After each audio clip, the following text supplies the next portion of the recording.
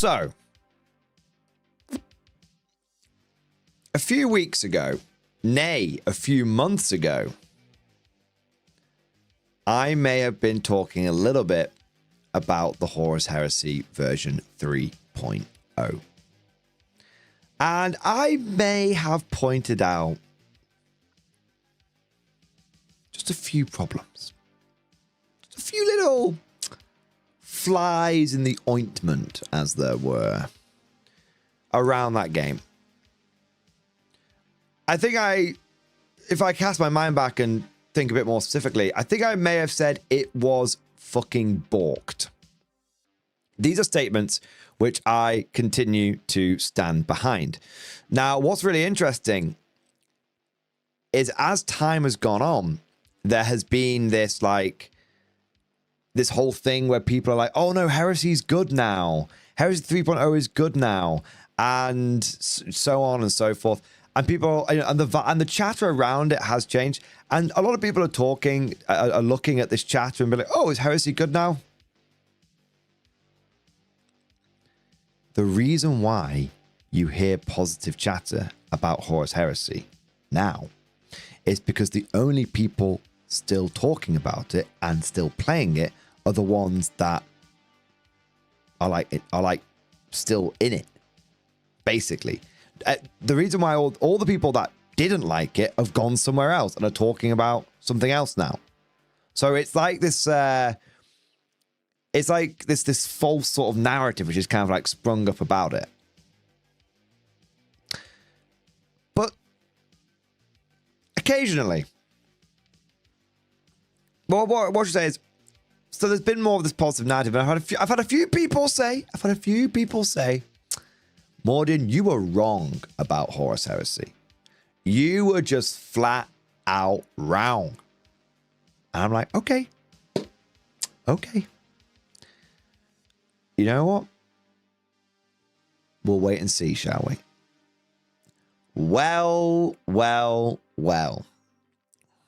A video came out recently. And this video came out from a content creator that I have an unfathomable amount of respect for. Cannot shout him out enough. Cannot praise him enough. If you are an Old World fan, stand up and salute the man, the myth, the legend. It is Rob. So Rob is someone that runs the Honest Wargamer channel. He is someone that talks a lot about Age of Sigmar. He is the inventor of Slapchop. No word of a lie, this motherfucker invented Slapchop, one of the most important painting techniques ever created in 40k. And the content that I love is his square-based podcast. So he has like a different, unlike me, who just shoves everything onto one channel. I'm like, fuck it. He very cleverly sets up a different channel for each system he's talking about, because obviously that sort of massages the algorithm in the right kind of way. Whereas I kind of like have this channel just like, hey, this is what I'm thinking about right now. This is more of a like, hey, let's keep the topic relevant to, let's keep the channel relevant to the topic, as it were. Now, with the launch of Heresy 3.0, or sort of the run up to it as well, Rob, he also does a podcast with the likes of Peachy and is it Rogue Hobbies with Suggs on it, and the podcast is called Jugs, and it's actually really fun. So yeah, he's very prolific content creator, does a lot of different channels. Really someone that is worth your time, and I have a lot of respect for. Now he set up a channel called the Honest Heresy in the lead up to Horus Heresy 3.0. And he's been, I would say, sort of very fair in his analysis of the situation. One of the things that obviously he wants he doesn't want to be yucking anyone's yum, and he doesn't want to be creating a channel around like sort of negativity and salt around that. But he's also not one to shy away from the tough topics, from the difficult topics. And this video that he's brought out is called Horus Heresy 3.0 has a big problem. Do we have the fix? So it's definitely worth, I'll make sure there's a link to this and everything. It's definitely worth you guys checking out. Now, it is an hour long. We're not going to watch the full hour because the vast majority of this, video is talking about the fix. And I think that if you are, interested in what the fix is, then you should watch the video. I'm only going to be talking about a little bit of it. You should watch the full video, right? But what I want to talk about is the bit which massages my ego. Because, gentlemen, I don't mean to alarm you.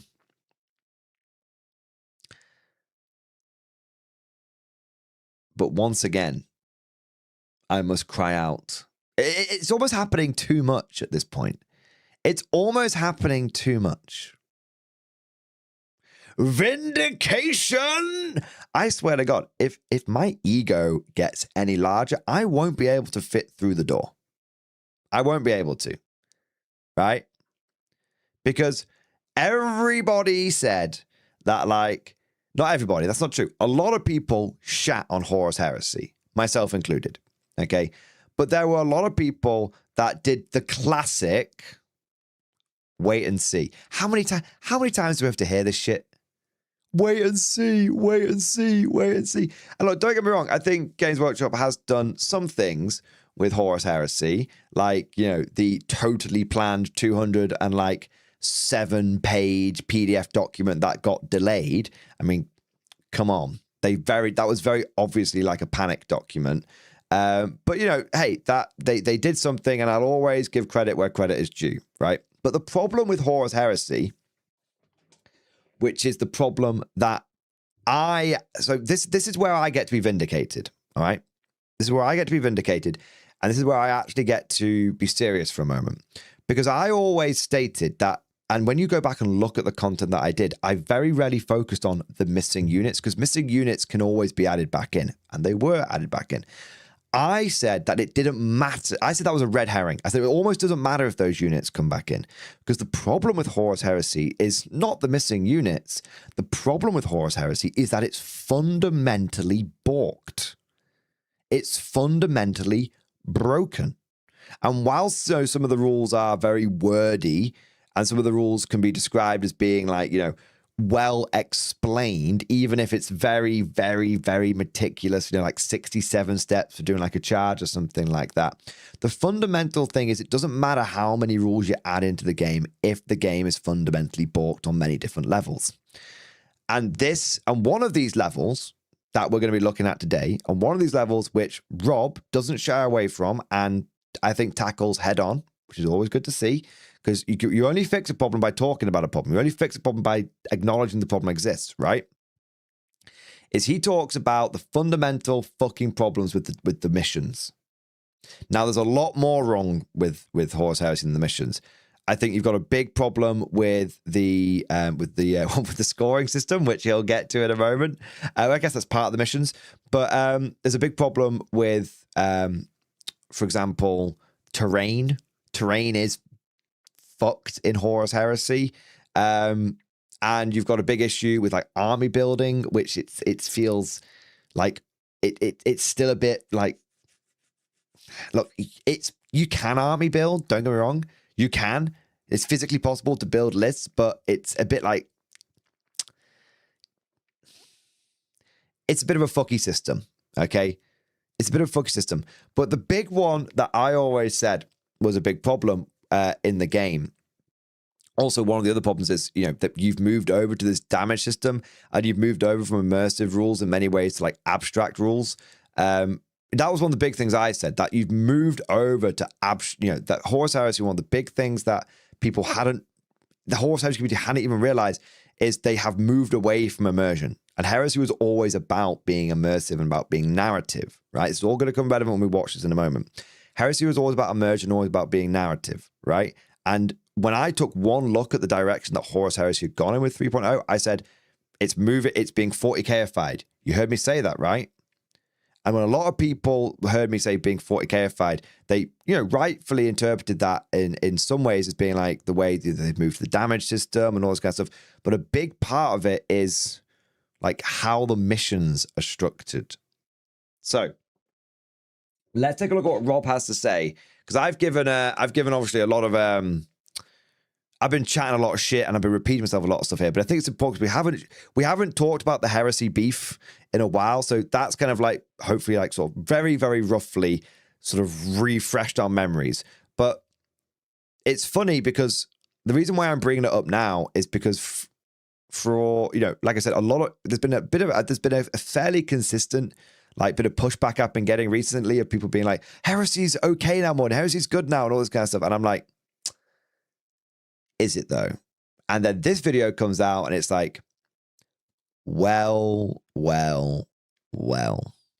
So let's have a little listen and let's get vindicated because well, it turns out that your boy Mordian, they call me a salty boy. They call me a slop tuber, but they never call me a liar. Hello, welcome to the Honest Heresy. I'm your host, Rob. Yeah, and it's been a little while since I've made a video, specifically because I've been super focused on playing the Horus Heresy and, most importantly, running an event for the Horus Heresy. That's what this video is going to be about. You'll have seen from the title, I saved the Horus Heresy. I want to say I apologize for the title, but I'm really hoping you'll join me. Don't apologize for the title.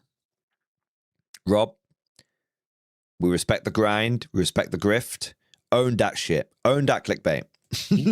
Watching this video or join me in this conversation I'm about to have about the Horus Heresy, because I think it's really, really important for you to play and enjoy playing games. And also it's important to me because I want to play a bunch of games like I just did this weekend. I'm just fresh off running a Horus Heresy event, and I'd like more people to play, and I'd like to make it more accessible to play. And I think that there is a bunch of problems and also a bunch of solutions that we can talk about in this video. And that's what the video is going to be about. So I hope the title wasn't too controversial. And I hope you're pretty excited about joining me on this journey. I'm going to be real with you, Rob. If you think your title's controversial, you should wait to see what I decide to put the title for this video as. Because it gonna be spicy. Let's start with the problem, shall we? Now, number one, I love the Horus Heresy. So one of the questions I put... No accounting for taste. No. So I will say this right now. I also fucking loved the Horus Heresy. One of the reasons that if I'm going to be honest with myself, and I'm going to be honest with you guys, and this is the Honest Heresy, right? So honesty is important. My reaction to Horus Heresy 3.0 was so strong and so visceral, and I crashed out about it so fucking hard, and I wilded out about it so fucking hard. It's because I was so disappointed by it. I was fully ready to accept that it was inherently a good game, but looking at the direction they'd taken the game in disappointed me greatly. And it's actually, in some ways, it's worse to be disappointed when your hype level is up here. When you get disappointed, you crash down even further. Like a lot of the stuff that 40K does now, like because I'm sort of my expectations are kind of like here. When 40K does something shit, I only fall like down to here. I'm like, oh, another day, another dollar kind of thing. Okay, that's a very, very cynical attitude. I don't really 100% believe it, but you kind of get the point. But with Horus Heresy, if you guys remember what I was like just before Heresy 3.0 came out, I was so fucking hyped for it. I was so hyped. People were talking about me becoming a Heresy channel. That's how much I was talking about it. I was like, this Imperialist Militia free PDF, this is a better guard codex than what we've got in 10th edition 40K. It's hard for people to understand that now. People will find that unbelieving, but the receipt hard to believe, but the receipts are out there. You know, if you've got the patience of a saint, go back and scroll through, look at all of the hype that I was doing and the hype that I was generating around this community as well. Not so smart. I was with you, dude. We were going hand in hand together, weren't we? And I I loved going back. I loved Heresy 2.0 because it was basically, well, put it this way, I've been talking about we needing a Warhammer Classic Edition and Horus Heresy with that. As someone who has had very, very little interest in Horus Heresy, the setting, the game, do you know what? But I'm a gamer. I'm a war gamer, all right? So gameplay is very important to me. And going back to Heresy and getting a taste of that sweet, sweet old hammer, oh man. It was like ambrosia. It's like the food of the gods. And I got one taste of it and I was addicted. And then Heresy 3.0 came out and it was like, fuck, man. So yeah, Heresy, it's one of those things where I was very, very hyped. And the reason I wilded out about it so much is because I was so disappointed because I've been so looking forward. Think about it this way. If Horus Heresy if Horus Heresy 3.0 had landed and had been exactly what I wanted, which was 2.5, like remastered old hammer, all of the salt that you guys have seen me put out over the last few months probably wouldn't have existed. Because rather than getting fucked off about 40k, I'd just be hyping up Heresy. I'd be like, I'm not gonna worry about 40k. It'll sort itself out. I'll still play it, keep my eye on it. But there would be no salt. There would only be hype. Yeah. Some pictures up on like a bunch of my different socials over the weekend. I haven't got any Horus Heresy socials, so it's just me, Don Roberto Al Honesto. Long story. Put a bunch of pictures up of the event from this weekend. And I got asked by Pete a question, actually. Genuine question, Rob, what's gripped you and what's got you excited about the game? Okay, I was hoping that would make Rob more visible, but it won't. Which is something I absolutely love. They play or create experiences thanks to mechanics. I used to play Heresy in the past, as many of you who watch this channel know. And if you don't know, I used to play Heresy in the past. But I like the setting. I think the setting's great. I like the factions. I love kit bashing, so I love the WYSIWYG. I love like building different units. I love doing different loadouts. I love character design, unit design, and a bunch of different stuff. So that is like just a quick example of me just kind of like supporting it over just this weekend alone. That's actually really fair enough, and I think is a good point. I really like the aesthetic of the Heresy, and I didn't think I would. And the reason I didn't think I would is because for me, I'm a bit of a mid-hammer fan. So I like the current design of the Predator more than like the T-55 style turret of the old design of the Predator. But I think I'm an infantry guy at the end of the day. And this shit got Mark 1. This shit got Firstborn and Power Armor. So... And I love Tartarus Terminators as well. So yeah, I'm a big fan of like the Heresy aesthetic, and I love controversial. I love the Kratos tank. I know in Heresy terms that's very controversial, but I love it as a game, but also specifically the rules. And I am a gamer before I'm a painter, before I am a lore guy. Although I same. think I'm pretty okay at painting, not great, but okay. And the lore I'm really into. I think I've done, I don't know, 20 Heresy books. I know that's not as many. Fuck, man, like 20 Heresy books. I'm not really a lore guy. That's not true. I am a lore guy. I don't think I'm a lore guy, but I am a lore guy. Good lore gets my dick hard. I don't consider myself a good painter, but I'm just casual. I mean, three-time award-winning painter. Everyone a fluke. I will say it right now. You can clip it. I basically got them by default. I was the only one that turned it with a painted army. And some people, and maybe more than some people. I don't think you need to I don't think we need literally only one that turned it with a painted army. I'm excited about the Horus Heresy, and I like it. However, the big problem since the game launched is that it has terrible missions, and not only does it have terrible missions, it has terrible mission design. Well.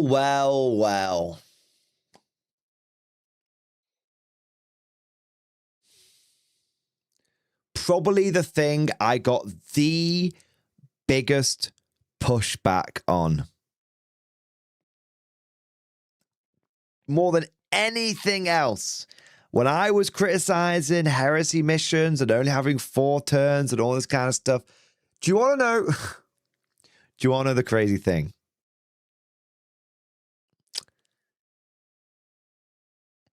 When I said that heresy having, this is one example. When I said heresy only having 4 turns was really, really bad, do you want to know what people's like counter argument was?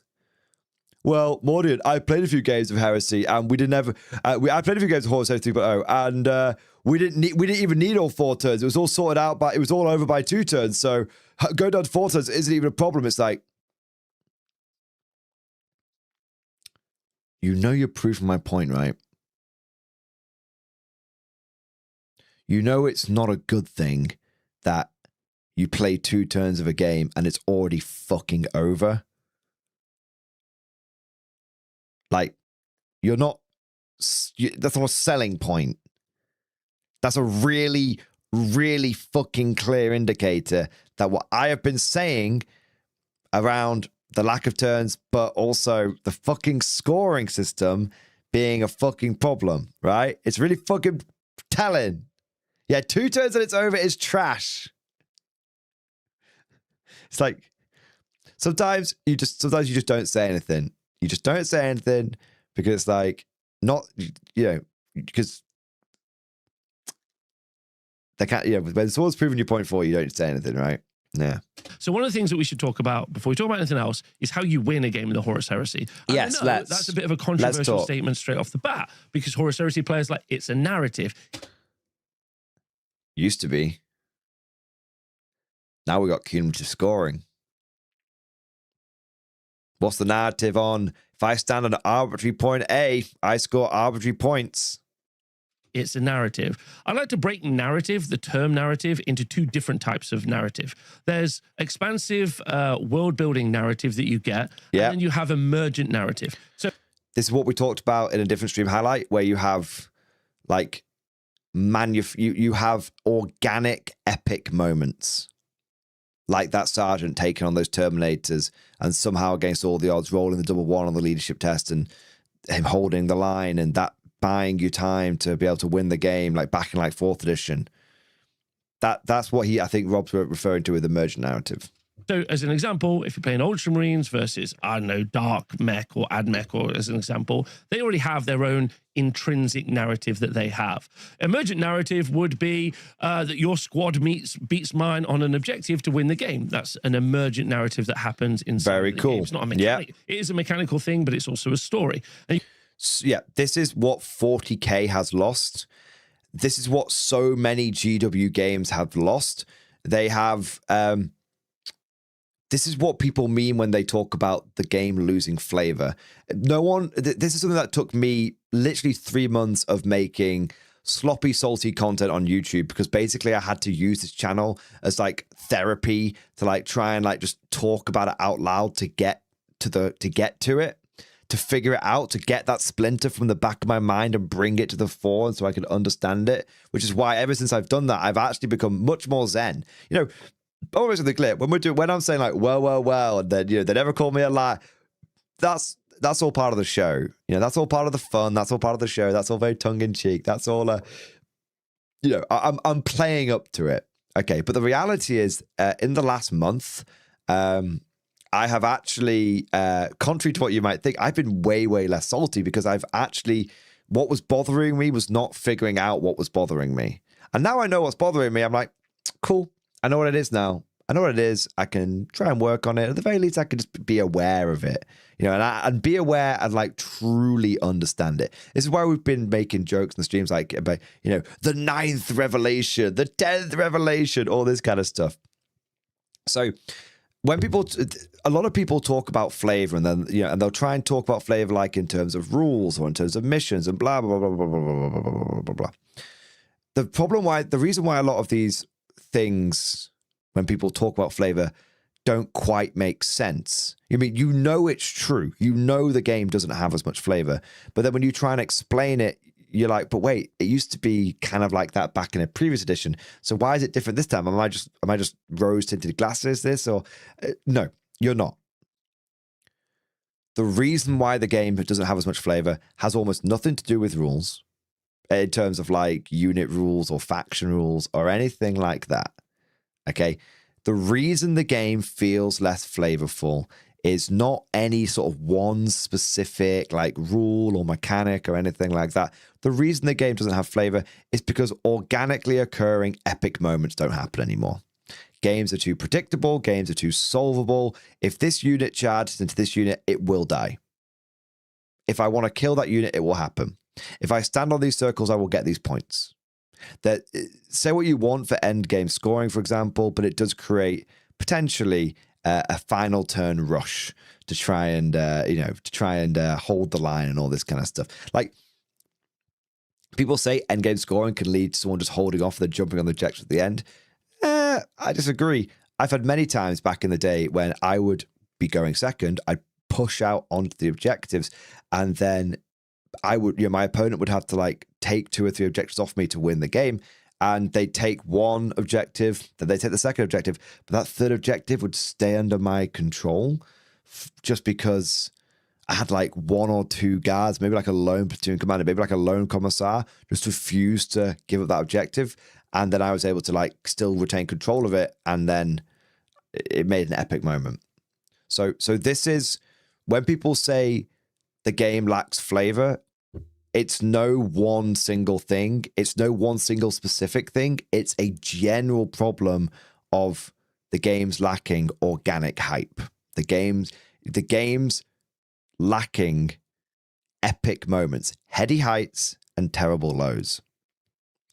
Great example. How many times has an opponent charged one of your units or you've charged an opponent's unit and whichever side it is has gone, oh, don't worry, mate, I'll just take it off. Because you know that those 10 guardsmen aren't going to hold against those 5 Khorne berserkers.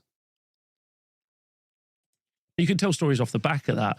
I think an event should be something where you're able to play a bunch of games and the both expansive and emergent narrative exist. Yes, agreed. However, yes. Things taken into account. Some of the best moments I've ever had in tournaments, some of the best games I've ever had have been do or die moments in tournaments because the stakes are even higher.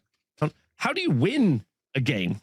What happens? How do you win? A simple answer is you win a game via the core rulebook. You win a game via victory points. So many of you and almost everyone who's currently playing the Heresy. Just a quick one here. Before, not so smart sideswipe. Before I used to have 90% losses of life and still win like the Dawn of War intro, but now I get tables so fast from mistake early into the game. Yep.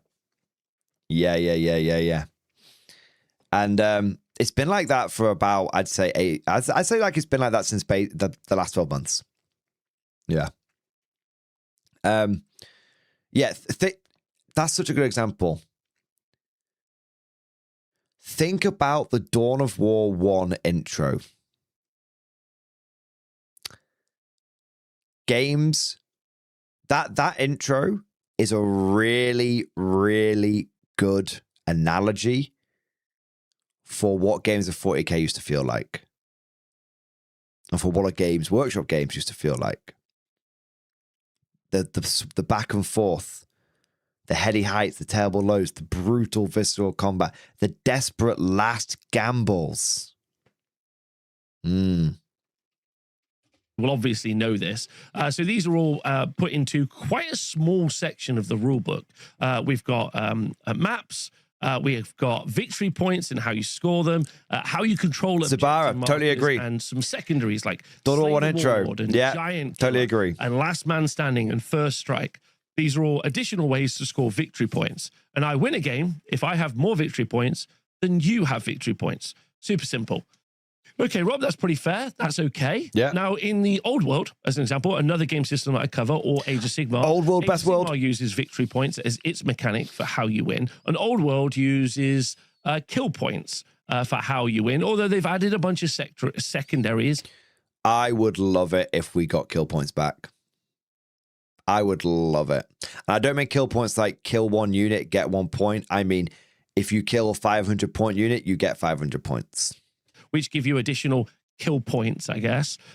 So they've added that in as well. But for Heresy, this is just points and points, no kill points available, which is fine. And actually, maybe there's an entire other video we could talk about the pros and cons of kill point style games. Generally, they end up making the game more killy, therefore less interactive as a con. Pro, it's awesome blowing everyone's stuff up. There's a lot more to it, but we could get into that in more detail. I don't think kill points are less immersive. I think the idea of kill points is that the battlefield that you are playing over is the objective. It's a pitched battle. Think about real life for a moment. Think about, especially sort of in like, old worlds, like a fantasy setting. It's like a medieval setting, sword and board, right? The vast majority of like battles that took place, like pitched battles that took place, weren't over like, oh, go and control this area. It was two armies lining up against each other, smashing the shit out of each other. And whichever one won would probably like, well, that might win the whole campaign. Yeah. So when you play a game like and I'm not saying that would necessarily work with something like Warhammer 40k. What I'm saying is like when you play Old World, the idea of kill points represents it's a pitched battle. In the future. So victory points is your win path. And the problem with the Heresy is fundamentally it's broken at launch. Now, that isn't a surprise.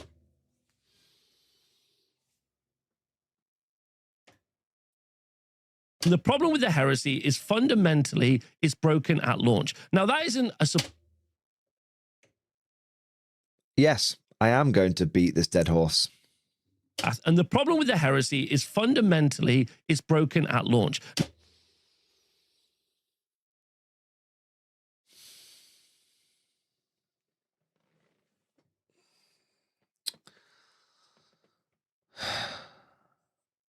I'm so hard right now.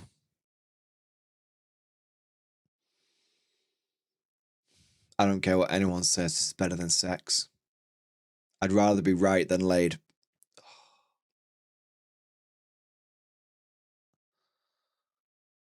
Oh.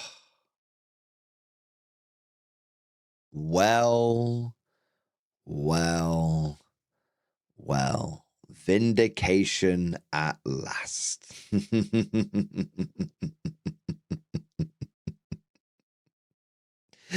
Jess Hodges, you're doing it wrong there.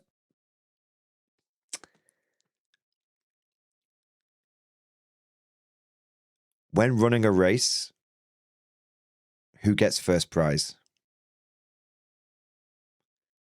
The person that comes first. Let me tell you, I got a lot of gold medals. Now, that isn't a surprise specifically. By the way, core rules, army rules, I have, as of yet, bumped up against almost no, I bumped almost no problems. Yes, the rules are really verbose. Yes, the rules are really detailed. But actually, almost all the time, I know every situation a rule is intended to play and how it works. Not like Old World. I feel slightly sick over what I said before. Also not like Age of Sigmar, a more streamlined game. So actually, I found the Heresy rules to be the most clear. So it's not a criticism that the game itself is broken, but the mechanics for scoring are broken. Let's talk.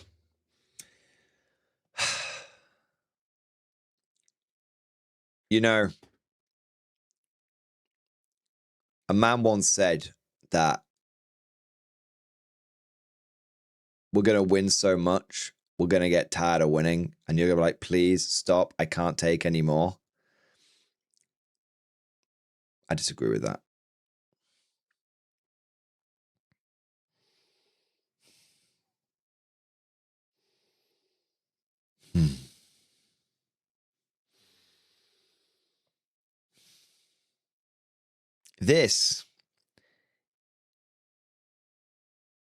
If you look up in the dictionary the definition of smug, there's just a picture of my face.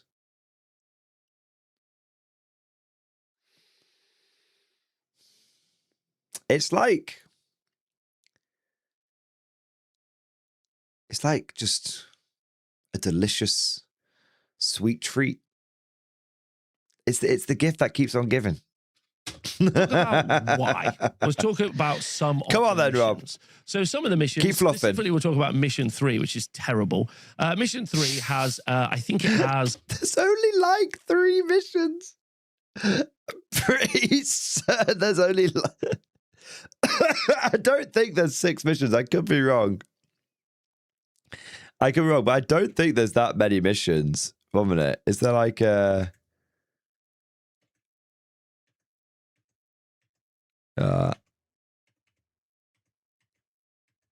Rob's changing, but the page isn't. 1 minute.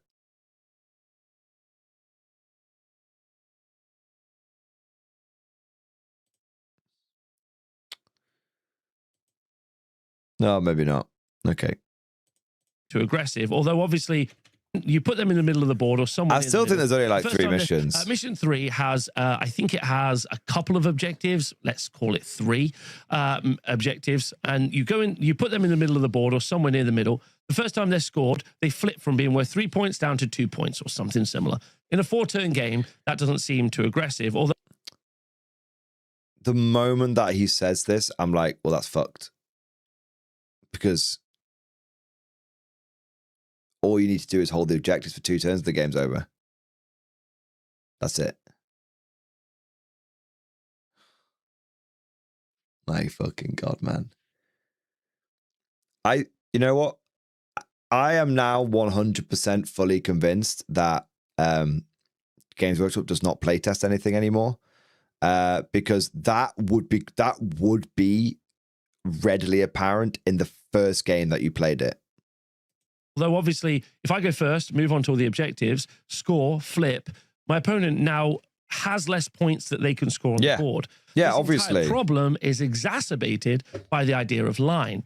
Every time I have a... So he says he doesn't have a problem with like the core rules and stuff, but that's a core rule, right? Unit with the line keyword, what happens is I score bonus points for each objective I hold.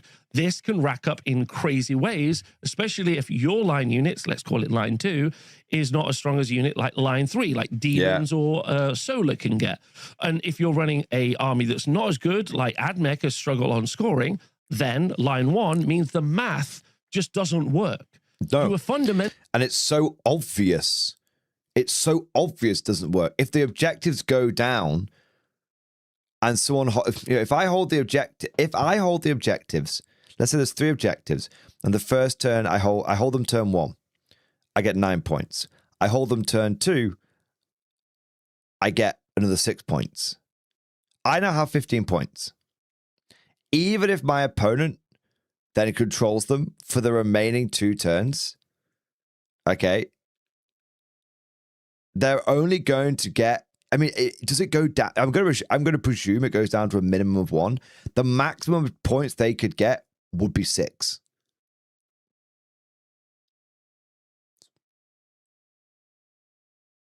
If I hold all the objectives for 1 turn, I get 9 points. To win the game, if I get 6 points, and then if I hold 2 objectives, I get 9 points, sorry. If I hold them again, I get another 2, I hold 4, that's 13 points. Right? My opponent would get 2 points. Even if my opponent then controls the objectives the rest of the game, they still can't win. Because they're going to get a maximum of 8 points. If I control the objectives turn 1, get 9 points, and control 1 other objective, 1 on turn 2, that would get me 11 points, right? And my opponent would get 4 on their turn 2. If they then control all the objectives turn 3, they get 3 points. All the objectives turn 4, they get 3 points. They still only get 10 victory points. Do you see how utterly fucked this is? Do you see how when I said the missions for Heresy are utterly fucked, the scoring is utterly fucked, the cumulative scoring is utterly fucked? And I know that Take and Hold is a very, very egregious example.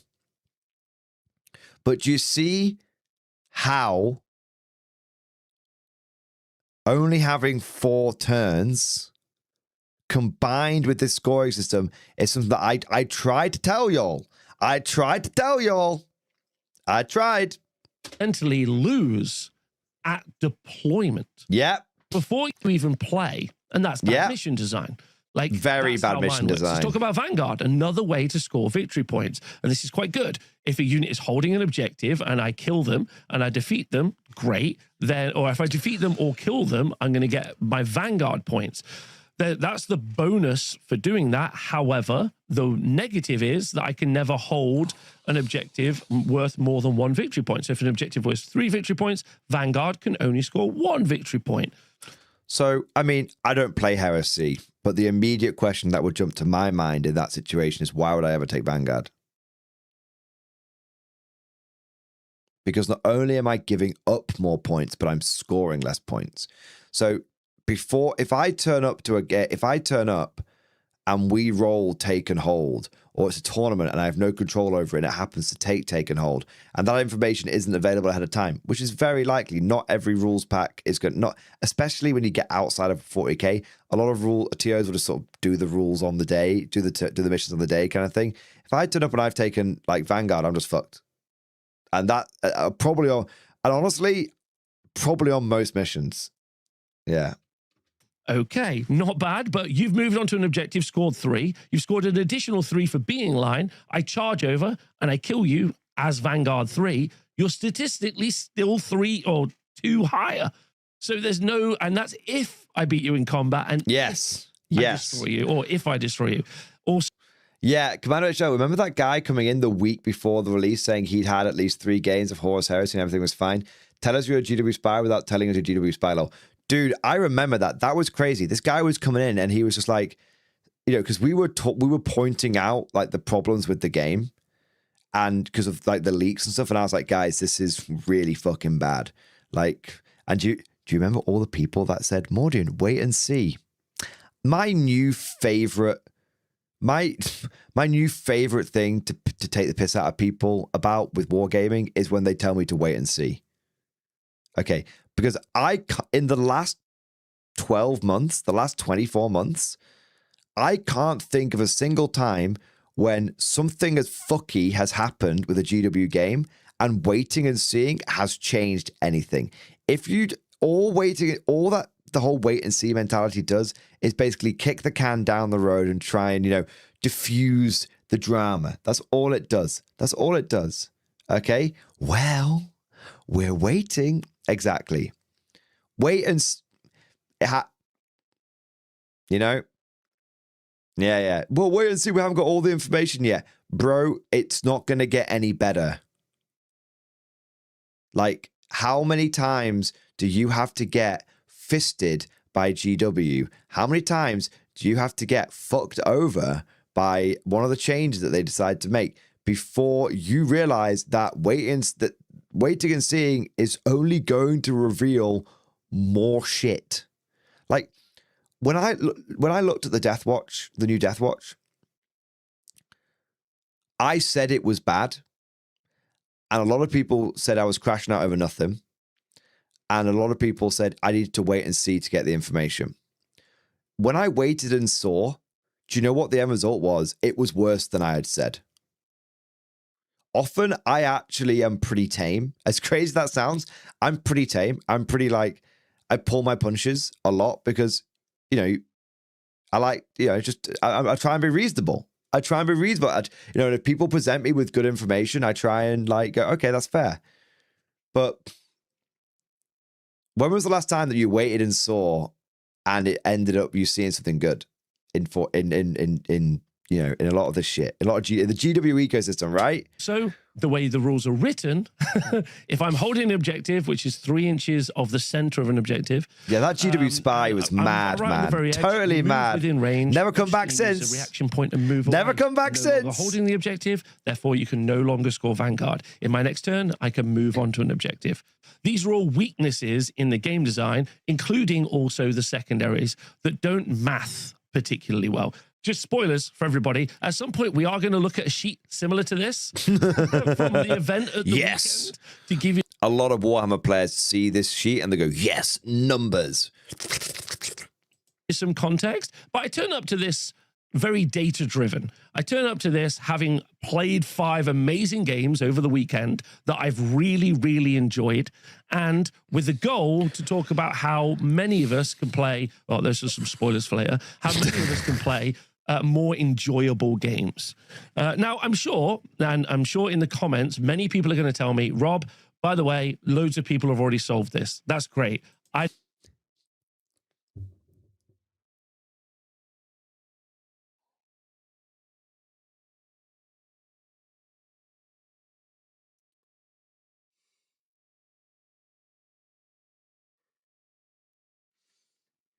It seems like such a throwaway moment of the video.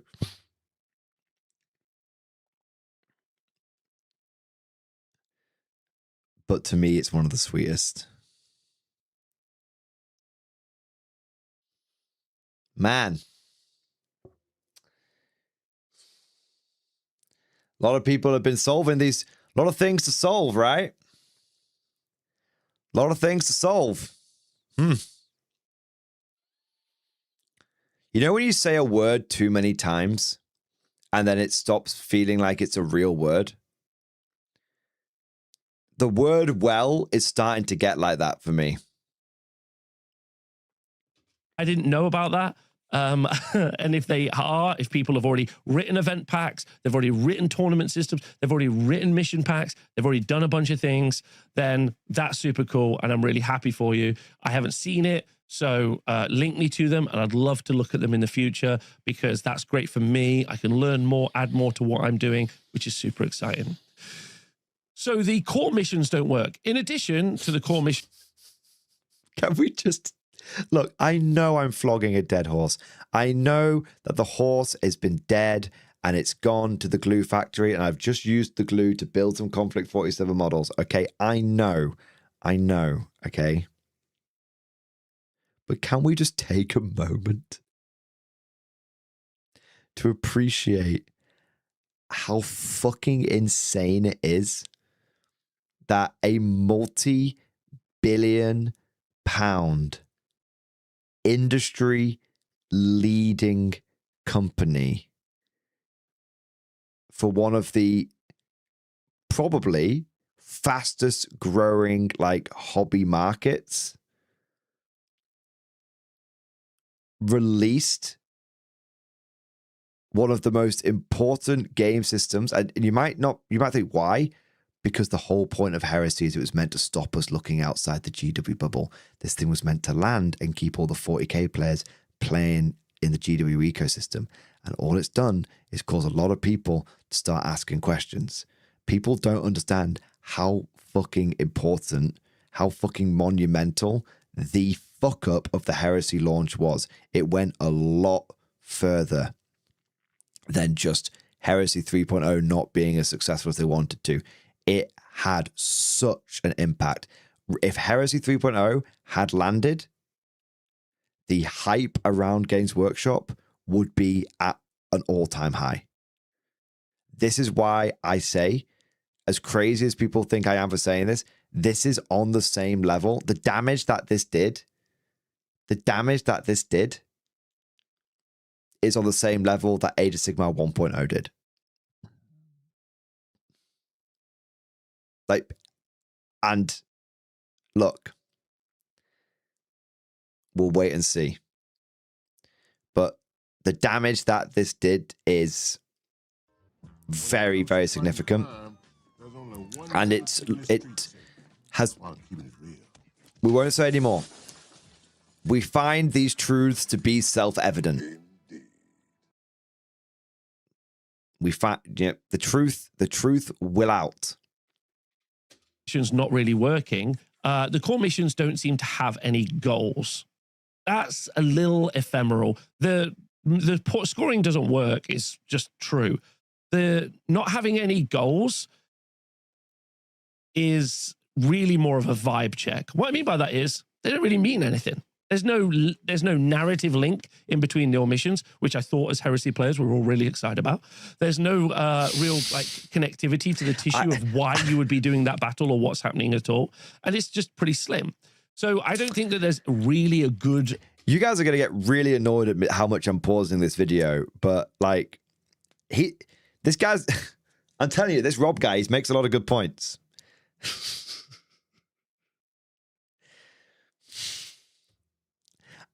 Look, I can keep saying the same shit, but at this point, I think we got to let Rob talk. I think we got to.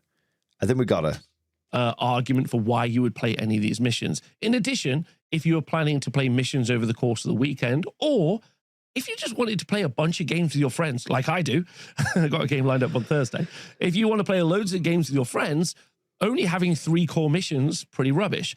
I was right. There was only 3. 3 core missions, and one of them doesn't fundamentally work.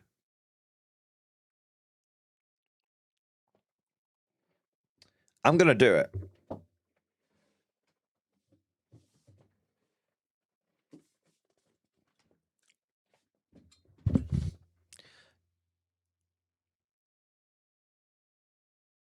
Do you want to know how many missions came out in this book? 12. And every single one of them is different. And every single one of them is immersive. And in every single one of them, you know exactly why you are there and what your goal is on that battlefield.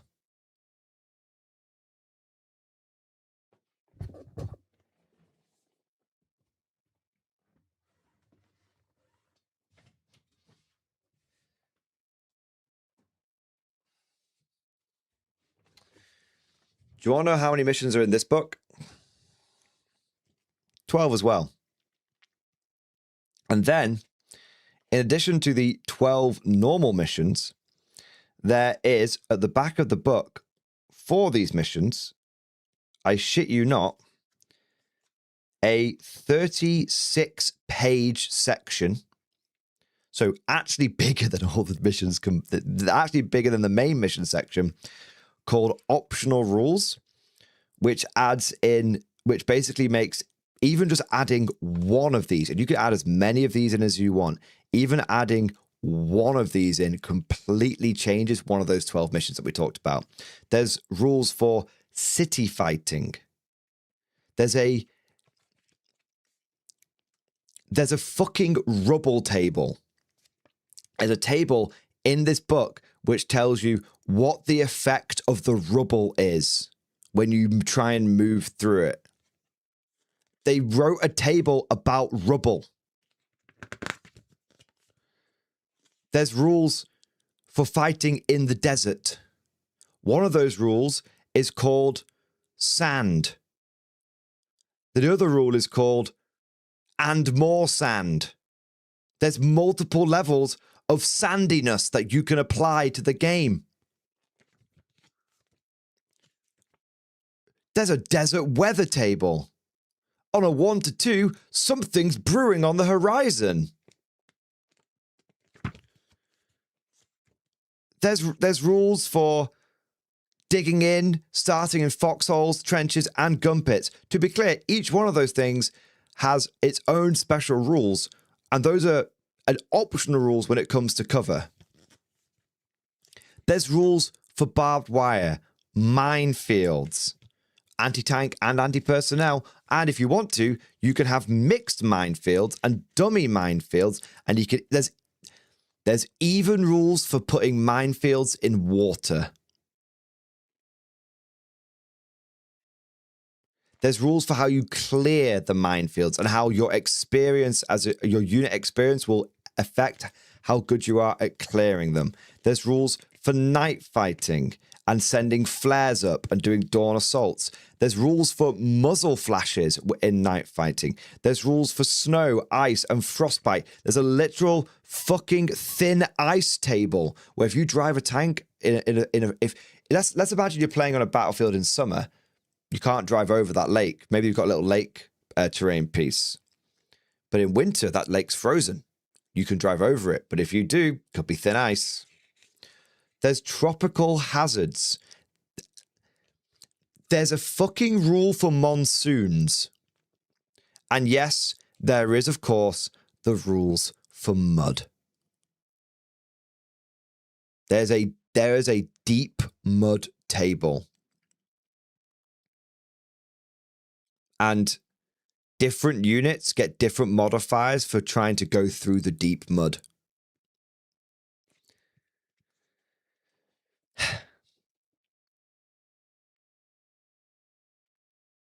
This launched with 12 missions, all of which worked, and with 36 pages of optional rules.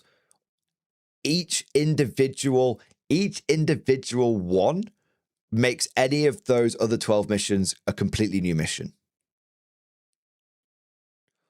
Horus Heresy, by the way, you can take all the optional rules from this book and use them in this game. So if you want to have Frostbite in Conflict 47, you can do that. This doesn't have the optional rules in it, but you literally, Warlord is like, yeah, you want to use the optional rules from bot action in K47? Yeah, that's fine. Cross compatibility. Can my trucks get stuck in the mud? Fuck yeah, they can. Guess what? Regular trucks can get stuck in the mud. Half tracks, less likely to get stuck in the mud because they're designed for handling rough terrain. That is actually covered in your mud table. Half tracks get a +1 modifier to the mud table. Less likely to get stuck in the mud. There you go.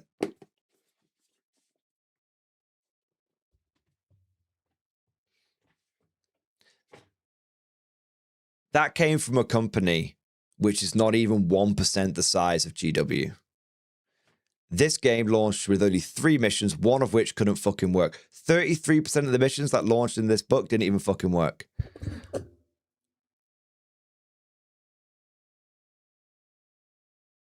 I know you don't like, I know you guys get fucked off with me talking about this kind of stuff, but at the very least, can you see where I'm coming from?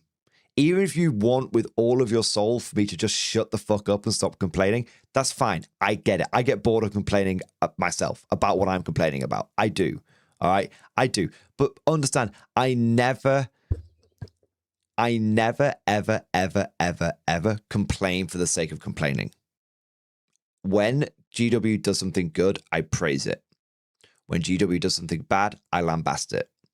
That is a policy that I apply extremely fairly and something that I live by. It's not my fucking fault. It's not my fucking fault they've given me a lot of reasons to complain. Are a bunch of new missions that have come out in the Tactical Journal, the Journal Tacticas, the 2 new books that have come out. But if anything, they're kind of worse. So oh my God, we got to listen to this, right? Because remember, everyone said wait and see. Everybody said wait and see when the Journal Tacticas come out. What was that? Okay. The wait and see crowd about the Journal Tacticas. What was that, Rob? Missions, pretty rubbish. There are a bunch of new missions that have come out in the Tactical Journal, the Journal Tacticas, the 2 new books that have come out. But if anything, they're kind of worse. Well. Let me take a nice drink. The delicious tears of... let me just take a drink of fucking satisfaction, boys. Oh, look. We waited and we saw, and did it get better?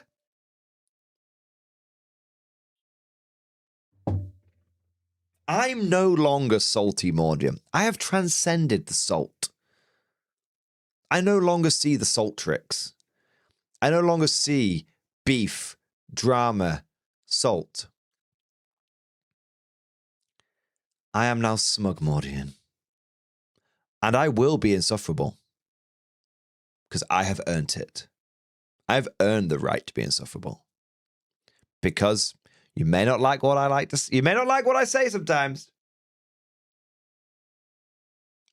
But something never lied. So the missions are bad, in my opinion. Of course, I'm stating that as an opinion. If you don't agree, let me know in the comments below. Oh, I agree. The missions don't work mathematically, so we can't have a fun and enjoyable game. because it just doesn't make any sense. I put my stuff down and I just lose. Also, the missions Great game design. or provide a bunch of utility to different units and how they play. That's what I learned from a week early on when Heresy came out. I did a weekend of gaming. Nothing really worked. Nothing really was enjoyable. I enjoyed the actual mechanics of the game and the challenge. Fucking hell. That's what I learned from a week early on when Heresy came out. I did a weekend of gaming. Nothing really worked. Nothing really was enjoyable. Jesus, man. Imagine a new edition coming out and nothing worked and nothing enjoyable. Do you know what happened when Old World came out? Everything worked enough. Everything worked. I mean, you end up bumping into like sort of some convoluted shit, but that's muddying the waters. Everything worked. Everything was enjoyable. Do you know what happened when Bolt Action version 3 came out? Everything worked. Everything was enjoyable. Do you know what happened when K-47 came out? Everything worked. Everything was enjoyable. I enjoyed the actual mechanics of the game and the challenges and running around and doing stuff. That was great. But the actual design and the purpose of playing was pretty lackluster. So one of the things that... And we are war gamers. One of the absolute fundamental primordial truths of war gamers is that we are gameplay led first. People say the competitive scene leads the casual scene. I don't think that's entirely true. Gameplay leads everything. Happened was I was like, let's put this together and let's start talking about solutions. And the solution was obviously that I need to run a bunch of events and we need to create event packs that make a lot of sense, that are both narrative, they're both fun and engaging gameplay experiences. So I got together with my friends Oscar, Rebecca, and Toby, who play both AOS Old World and now Heresy with me a lot, which is super fun. Yeah. And they've got their own backgrounds and places they come from in the gaming world.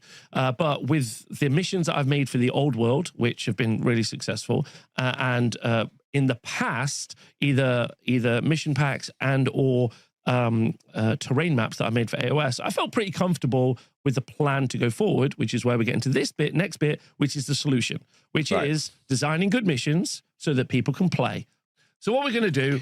So I am not going to cover this bit, and I want to make something clear. It's not that I'm not going to cover it because I'm only going to talk about the negative bit. Not at all. I'm not going to cover this for the main reason that this is obviously the main meat and potato of the video, and you should go and watch Rob talk about it. It's that fucking simple. He's put this is where the main effort of the video is. This is where you guys should go and watch him. This is where you guys should go and support his channel, like his video, subscribe, all that kind of stuff. This is the moment when you should do that. All right.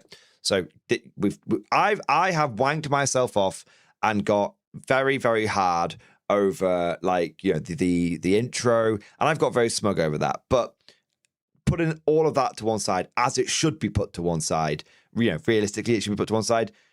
This is the most important part of the video, and you guys need to go and watch it. He worked, yeah, give him the views. He worked hard, exactly. And do you want to know something? I'm going to say this right here and right now. I'm going to put a link, I'll put a link in chat in just a moment, don't you worry.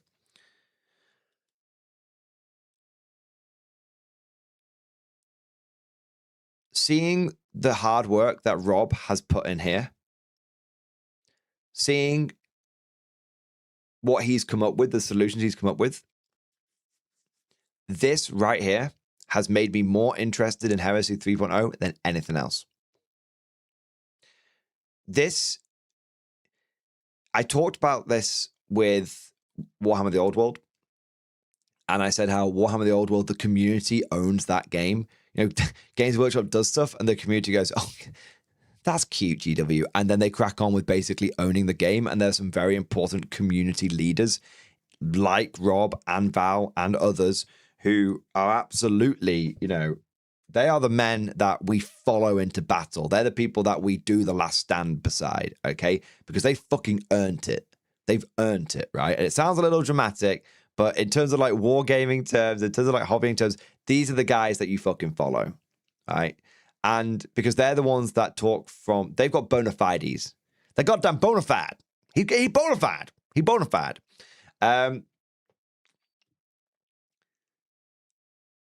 Nothing that GW has put out, even with that big stupid legacy document, nothing that GW has put out has really tempted me to get into Horus Heresy 3.0. This video has. because this video to me is the most important video. This is what I've been waiting for. Yeah, baby, that's what I've been waiting for. I've been waiting for the community to fucking rip this game out of GW's hands, kick them to the fucking curb, and start fucking doing it properly. Because at this point, GW, I've said this before, it sounds crazy. At this point, GW is the amateur in the room. It's like that scene in Parks and Rec. Hey, how can I help you? What, you working on a project today? Shut up. I know more than you.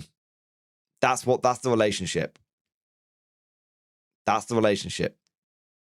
Okay? At this point, especially with these niche games, these niche games to GW, it's just another game in the cycle, another game, another way they're trying. It's just a line on a spreadsheet somewhere about how they're going to try and keep people in their ecosystem. That's all it is. These games are much better. Horus Heresy and Old World has proven this. When GW went, oh yeah, you can't play with half the factions, like they're going to like Legacy. And do you know what the community said? They went, fuck off, GW. Every single Dark Elf player, every single Lizardmen player, every single Vampire Count player is fucking welcome. We don't care if they're broken. They're welcome. And it's the same with Horus Heresy. It's the same with Horus Heresy. Fuck off, GW. We'll take it from here. This is awesome. All of you greenhorns, all of you Heresy grognards who have been saying to me, Mordy, you need to be trying this out. You know what? I'll probably go to one of Rob's events if I want to. I will semi-commit to this. I won't fully commit to it, but I will semi-commit to this. I'm interested in playing Heresy at one of Rob's events. And if I can fucking get a ticket and fit it in the schedule and all that kind of stuff, I'll happily turn up and lose every single game. Just to support this, because this is important. It's that simple. It's that fucking simple, boys. It's that fucking simple. Anyway, I want to go to one of Rob's Old World events, and I want to go to I want to go to a Heresy event, man. Because, like I said in the video, I was so fucking disappointed by Heresy 3.0. I was so fucking disappointed. And that disappointment is what caused me to crash out so hard about it. So hard about it. When you're looking forward to something and it's a massive letdown. This is making me look forward to Heresy again. I'm ready to get square-based and Heresy pilled. Anyway. What do you guys think? Is this the beacon of Gondor that you have been waiting for? Is this the bat signal? There we are. All right. All righty ho ho. Gentlemen, this is officially the longest stream I have ever done that isn't a challenge stream. We've been streaming for 9 hours. I'm going to go to bed now.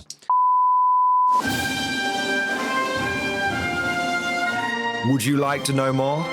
If so, then please consider becoming a channel member or patron. By supporting the channel, not only will you be doing your part, but you'll also be helping me create more content for your viewing pleasure and unlocking a whole host of perks. You get everything from a badge next to your name, custom emojis, but the big one is access to the Mordian Glory Discord server, an online community with almost 2,500 active members. It's always popping off in the MG Discord. We've got channels for army lists, hobbying, tactics, stories, and even a pretty spicy meme section as well. For all you greenhorns that wanted to see the Mordian glory hole, today is your lucky day. And joking aside, I do want to say a massive thank you to all of the current channel members and patrons. You guys are amazing. Truly the lifeblood of the channel. I could not do Mordian Glory full-time without the incredible and generous support of my members. So thank you guys so much. And last but certainly not least, I want to say a personal thank you to all of my top tier Patreons. These are the War Masters, the people who have truly gone above and beyond the call of duty. So a heartfelt thank you to Redfield, 32, Jurgens, Miasma, Try Again, Bragg, RJ, Scorpion, Bonbon Vert, Lord Pryor, Nicholas Walsh, John Stubbs, Guardian, Varney, Sword, Fish Trombone, Picklock the Forged. Seriously guys, thank you from the bottom of my heart. Your support is incredible and it makes a huge difference. Thank you so much. That's all for now. Hope you've all enjoyed today's video, and of course, as always, see you guys next time.